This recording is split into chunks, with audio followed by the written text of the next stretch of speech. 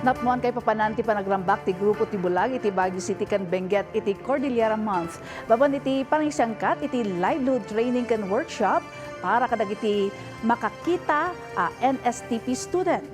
Daytoy ti detalye. Gapoy ti daytoy a workshop saan lang a livelihood project ti naadal dagitoy a STP students manipot iti duang universidad ti Baguio ngem ura iti kapabilidad ken talento dagitoy. Yung project ko na livelihood really change our perspective ko na hindi porket bulag wala na silang work and so on.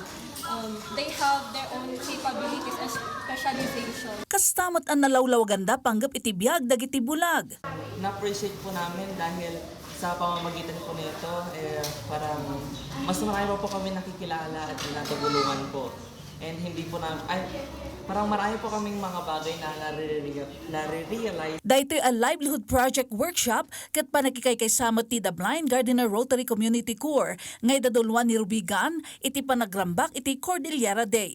Pasat daytoy iti agsasaruno a livelihood training activity para kadag iti estudyante iti bulan ti Cordillera Month. Day with the members who are all Cordillerans to make it more significant and to reaffirm that we are proud to be Cordillerans.